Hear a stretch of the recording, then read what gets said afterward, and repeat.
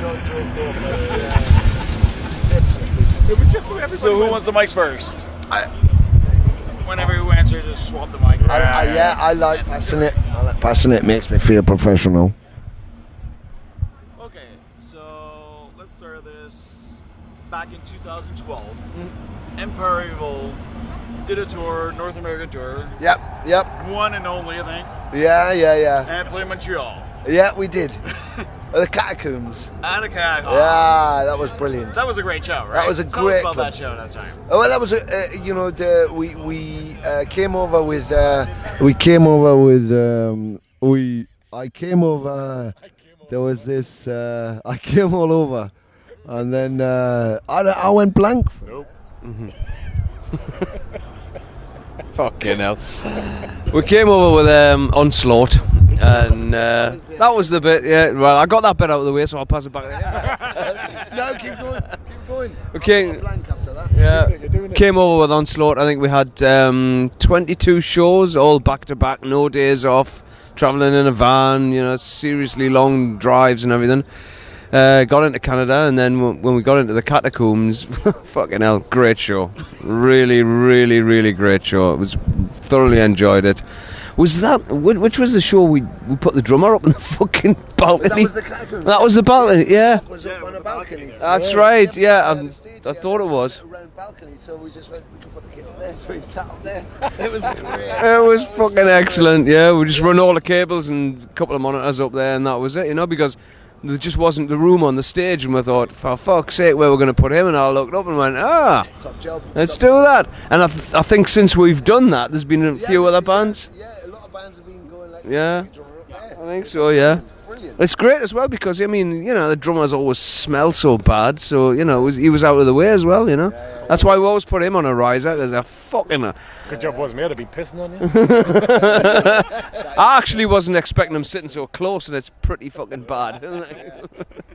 Next question. Based on that show, what were your expectations for this show tonight or today? Honestly, we had no expectations because this came in so quick. I mean, we were literally on our way to Italy to do an Empire show when this offer came through. So we arrived back home. Well, Tony arrived in London, I arrived in Portugal on Monday, literally packed on Tuesday, and came out on Wednesday to fly over to do this. So it was really, really quick. So, I mean, we didn't know what to expect. Such short notice, we thought, well, let's just go and do it because we're going to be back later in the year, so maybe, we can do hopefully a lot of press, and we have done. We've done a lot of press today, which has been great for us. Show was great. Everybody's come up to us and said, oh man, what a show. It was great. I mean, we had a few technical issues on stage, a few sound issues, but at the end of the day, as long as it sounded great out front and everybody enjoyed it, well, that's the main thing, job done. So, but like I say, no expectations whatsoever. It was so quick. It was just like, right, home, pack, off to Canada. That was it. So it was. It's a great festival with the bands that were on the bill. French Canadian audiences and people have travelled from New York State, and they come from all over. Yeah. And it's always great coming into Canada. I'm a Canadianophile, and but to come to Quebec. Montreal, I mean, there's just some kind of strange atmosphere here. It's like being in another Canada completely, and you get people, they're just warm and they're welcoming, and and that's what the audience was like. They just wanted to have fun, and we wanted to have fun, and that's what happened. We all had fun, I think. Everybody had fun. I think everybody had fun. So it was brilliant. Based on before, just excitement that we were coming back to Montreal, but that we couldn't play a full show. So, knowing that we can come back in November and we can do the full show properly, brilliant. Can't wait. All right. Well, we'll come back to that later. Okay. Empire Evil was playing some Venom songs in their set as a regular thing. Yeah. How did that transform into what I call a Venom reunion? Well, Venom Inc. It is a reunion. Well, the thing is, when we started doing Empire, we basically announced that we were going to start to do something together. Myself and Mantis, and at that point we had Anton. And when we just started writing, people were trying to book us to do a show, and it was like, well, we haven't finished writing yet.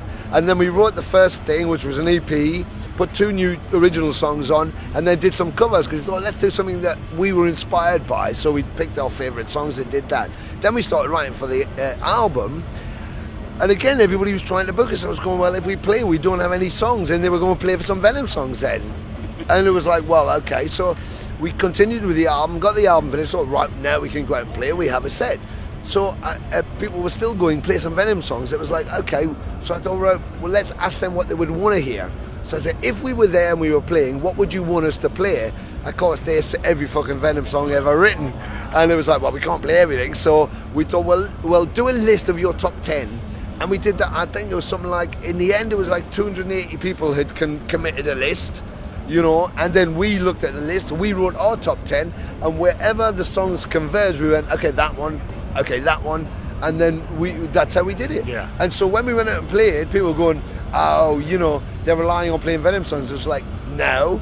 If you're disassociated with us and you're sitting in your corridor somewhere or behind your Amstrad computer, then that's quite easy to see. But if you're on the ground with us, those fans at that show want us to play that song to them, and that's what we're doing, because we're here to do music, and the fans want to hear it. And if they say, please play X, and we do Don't Burn the Witch, or Leave Me in Hell, or Heaven's on Fire, or Red Light Fever, or you know, anything from Temples of Ice, or, you know, they've asked us to do it. Why not do it? That's right. And it's as simple as that. You know, the fans, the music, that's where we all come together. That's where it all came together. It's the only reason we're doing it. We're doing this because the fans want to see this happening, and we enjoy doing it, and everybody's together, and we're all in one big fucking greasy pit. That's what it's about. That's all it's about. This sort of music is about the fans, it's about the bands, and it's about everybody getting together. When we started doing Venom Inc, some of the, when it was first announced as Iron and Steel, and the Venom Inc was the moniker over the top, you know, I did see some criticism on the net from people going, oh, they're cashing in. It's like, oh, we're cashing in on what? How could we be cashing in? It's like, look, you know, this happened to come together by default, you know, from a suggestion from Oliver Weisenham, and to keep it true, we did it, and before we'd left Germany, the agent was calling, going like, Japan want to do some shows. I've had China contacting, and then I was dealing with that when the contact said South America wants to book you for a whole tour. It's like, so we've just hit the ground running, you know, and this is purely driven by promoters and fans. Promoters and fans going, come and play and be classic and do what you do, and you know, if we didn't do it because some guy somewhere didn't like it, what right does he have to do that? No rights at all, really. You know, it's down to us what we do, what we play, and how we play it. Always was, always will be. Yeah. The beauty of Venom was the spontaneity. It was like just how it is, and we didn't rehearse, and we haven't gone in and tried to go, let's make this perfect and let's try and time that. We'd like to have the time, but we don't have the time, so we do what classic Venom always did. We go boom, bang, and it's gone. And you go, fuck, if you weren't there, you missed it. You missed it, yeah. You missed it. If the next time you see it... If you didn't come to Montreal and you didn't see that, then you missed it. It's gone. It's gone. We can watch it, and you can watch it in a safe Spotify world, and but you weren't there, and you weren't part of that, and that's what we give. That's what we have to give freely. Is a moment in time. Yeah, and people take that away. I give a moment to Ace Freely. One moment in time. What's that, Ace Freely? That was Ace Freely. Was. That's a fucking brilliant song. Genius. Like, did he have makeup on or off? Genius. It was with the makeup on thing. Yeah. When you two Dolish and others, you were in Empire. You start to do Venom songs. Yeah. Automatically, you're thinking Van Dun's our drummer, or how did that? He was not the drummer in Empire of Evil. No. So how did that came about? How did that came about? How did it came? It came about me not being in Empire of Evil by me staying at home while these two went out and they became Empire of Evil, and I was sitting there thinking, well, Big Bang Theory's on, so I'm going to watch it. And from our point of view, it was like turning around to go, Tony, and he wasn't there. Yeah. And it was like, 'cause the where's telly's on. Tony? And he'd be watching like, the he's telly. watching Big Bang Big Theory. Bang Theory. And that's why he wasn't there. That's the main reason. And we I had to wasn't get someone, but Oliver Weishammer, who does Keep It True Festival in Germany, great retro festival, is old school, had contacted me and said, you know, could I book Empire of Evil to play the festival this year? Yeah, sure. And he said, and you know, some Venom songs, obviously, because it's. And I said, well, yeah, we'll stick some in. And he said, oh, would you play this? Would you play that? I was like, yeah, we could do that. He's going, actually, I've got another thing I'd like to ask. He said, what if Abaddon was there and he got up on stage and just joined you? So, and it grew from there. It was like we ended up going, we'll do half a set as Empire, half a set as, you know, us. We didn't even have a name. We didn't have a name. We just go, we'll just bring Abaddon on and we'll change the backdrop and we'll just go for it, play some classics. So we all spoke, it all happened, we went there, we did it, and literally we closed the Countess Battery. There was like 2,000 people, 1,800, 2,000 people singing it so loud. I couldn't even hear the monitors. I certainly couldn't hear us singing it. It was like, oh my God, it was like something else happened. Whatever it was, you know, the songs being played by us, the songs being played by, you know, the current Venom incarnation, you know, so the song's not an alien song, but something happened in that hall that superseded anything we could have foreseen. And before we left Germany, we were on tour, and it's like, fucking hell. And then we go on tour and people are going, so the new album, it's like, we haven't even had a rehearsal yet, we're still touring. And yet all of a sudden, so it's become its own animal, and all we're doing is enjoying playing. Feeding it. Feeding the beast. The exciting thing is we have the same exuberance being 50-year-old guys that we did when we were all starting our own things, you know, them with Venom, me with Craft, or just the whole musical cauldron that was going on at that time. There was a youthful exuberance. It didn't care. It was just about playing. Fuck what, you know, this and that. You know, it's not about being perfect. It's just about playing, expressing yourself. It's a screaming voice that every youth movement needs, you know, and we feel exactly the same when we go on stage now. And most people see us come in and they go, oh, you know, nice guys, friendly guys, and then we walk on stage and all the technicians, wherever we go, the technicians look at us and they're going, you know, 3 old like rockers really. And then we go 1, 2, 3, 4 and we start and they go, fucking hell, they like go, what happened there? You know, all of a sudden there's like 3 youthful, well, not that youthful, obviously, but you know, 20-somethings. Is that? That'll do. 20-somethings on stage, and they're going, where the fuck do you get that energy from? We pay for it later, obviously. You know, that's why the paramedics are all standing by. But it just comes from who we are together, and that's a beauty. And Venom's always been a maelstrom of violence and argumentativeness and discomfort and discordantness, but then that translated into the music. The beauty of this is we have all the pleasure of that, but we actually get the pleasure out of it. And as people, we just laugh and have fun, and that's, we enjoy each other's company, we enjoy what we're doing, we enjoy the audience, they enjoy it too. It's perfect. It's perfect. So besides all you guys being wiser, what's the difference now compared to the 89, 90, 92 era? There is no difference. There is no difference. When Venom, in whatever lineup, when Venom is allowed to flow properly, and when I say allowed, I mean by without the constraints of record companies or whatever, when we don't have to fit in with what the music business expects us to be, when we are just 3 guys kicking the shit out of something, I would have enjoyed being in a rehearsal room with some friends watching as much as I enjoy a gig. It's as long as, you know, everything's honest and everybody's just getting stuck in and kicking shit out of it. It's, you know, we're all team players, and the audience becomes part of that team, and we become part of their team. There is no us and them. And between you guys, back then it was great. Now it's still great. When it was good, when it was good, it's great. Yeah. It's free. It's free. It's free flowing. It's very easy to do. Things do get in the way. Record companies get in the way. Whatever, life gets in the way. But when the band is just going for it, which it is now, it's exactly the same as it was in 1979, 1980, 1982, whatever you want to say. It's exactly the same. Yeah, it sounds the same. It feels the same. Yeah. I think that's it. I think the problem is always that extra extension, isn't it? It's that deal or that thing. It's always the politics side. Yeah. If you're talking about just the band in a rehearsal room or on stage, you know, if you think of Dynamo when they reformed and went to Dynamo, even for example, you know, regardless of what made them get on stage or what put them together get on stage or what they had to go through or the arguments or whatever the transition period was, when they hit the stage at Dynamo, that it was game on. Yeah. And that's what it's about. That's what it's about. You want to maintain that all of the time, and it was very difficult in those guys, but we never had any problem being, you know, we didn't have the same sort of issues, you know, we just didn't have them.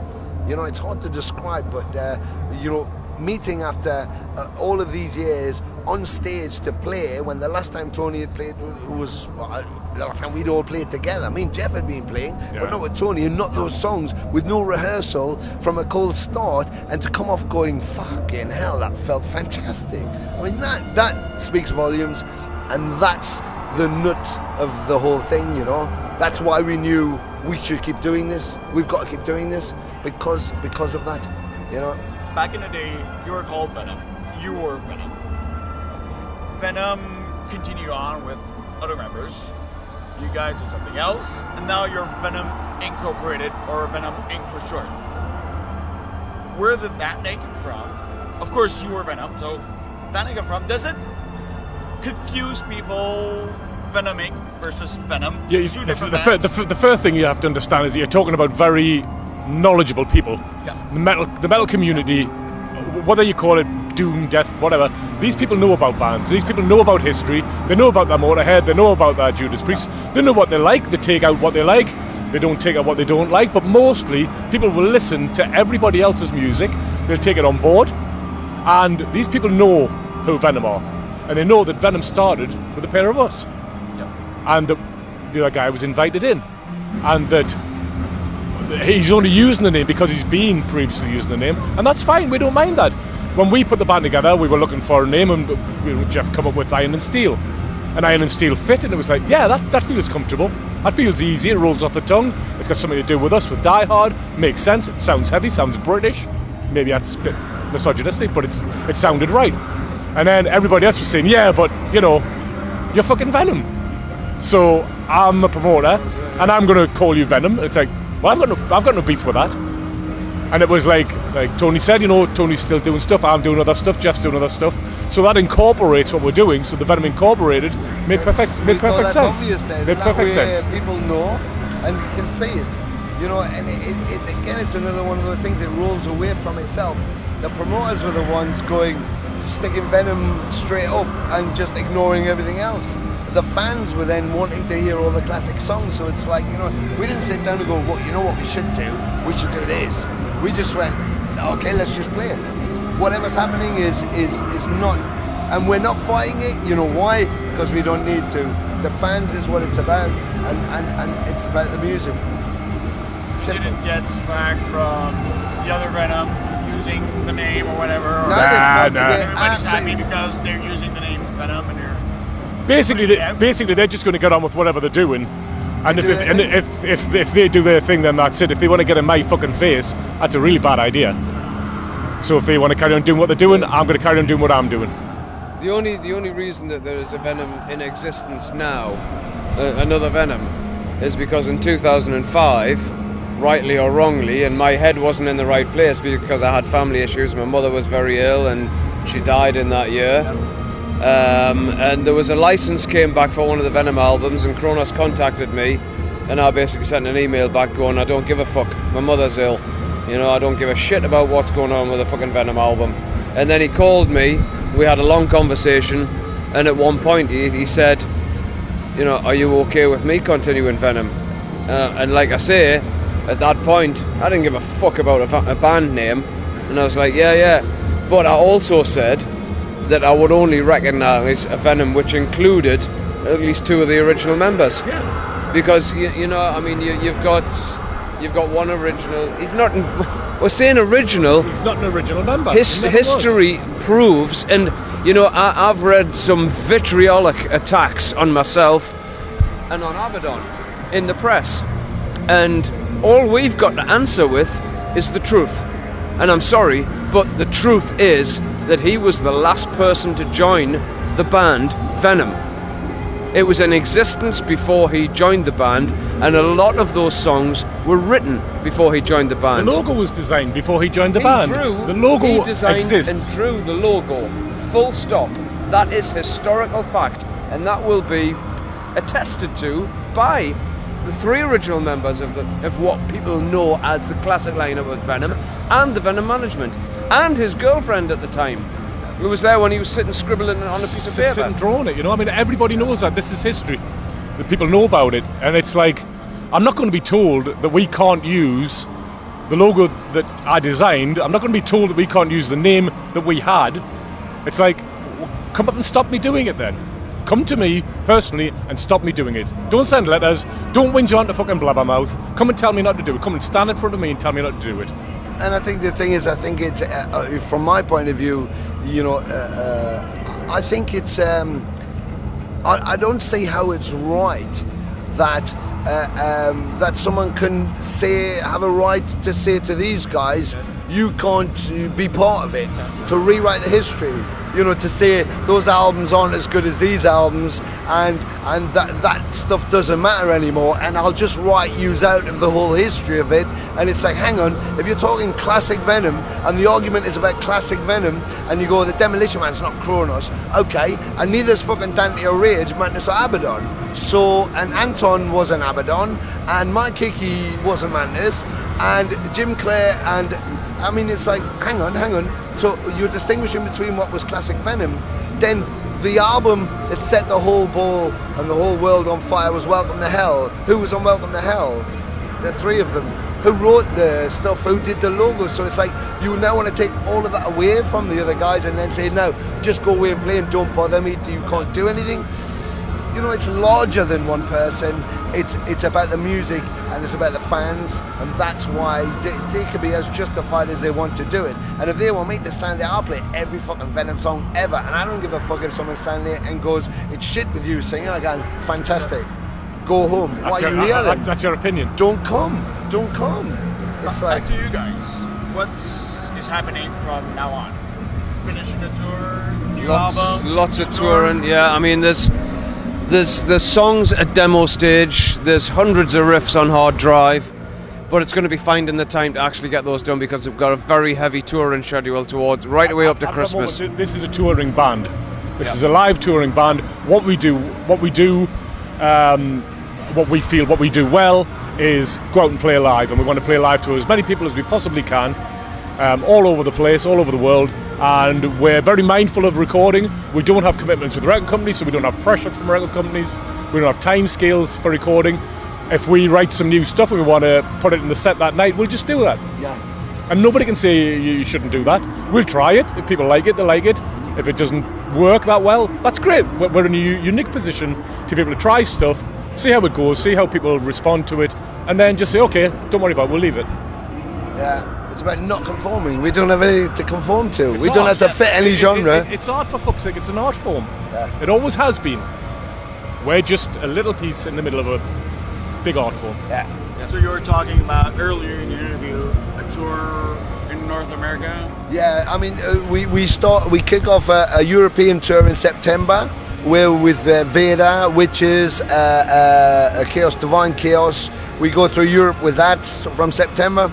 We finished the European tour. We got to leave about a week or so, and then we come into North America again. They're putting all the dates together, but we'll be up through Canada, Montreal, Quebec, of course. We must do Toronto, and then we'll hit Vancouver too, because we went to Seattle last time, but we didn't get there. So we'll hit as much of America as we can. We have to end in Puerto Rico for a festival, and then it's the minute we've done that festival, we go straight to Costa Rica to pick up the South American tour. But the schedule's so intense, we finished just before Christmas. We actually have to come back to finish dates we can't fulfill, and then go back to Asia to finish dates we couldn't fulfill. And then there's already talks of festivals in Europe that want to try and get us booked again. So, you know, if we can find gaps in there to keep writing, so we'll just write as we go. It'll be as spontaneous as we are anyway. We find a minute to sit down and we all happen to be in the same place with the instruments, we'll just start composing. That's the brilliant. Well, thank you guys. You're welcome. You've got a special word for Montreal fans? The thing is, for the fans, whether it's Montreal, whether it's Tokyo, whether it's Beijing, it's fucking Germany, wherever it is, it's like, I always say this at the concert, and didn't really have time to do it tonight, but just as this, never ever forget that you guys out there are what keep us doing this. You guys are the most important part of the music industry. Without you, we don't exist. You're the lifeblood of the music industry. If you all decided to say fuck music, it wouldn't exist anymore. And for that, every thank in the world, every thank. It's thank you doesn't cover it. For 30 odd years, it's fucking brilliant. For the support. All the support is brilliant. Montreal in particular, we'll see you in November. Yep, see you in November. Full show, everything. Yeah. Bells and whistles, you'll get the Looking lot. forward to that. Brilliant. Thank you so much. Cool, Okay, nice you. one. Cheers. Brilliant.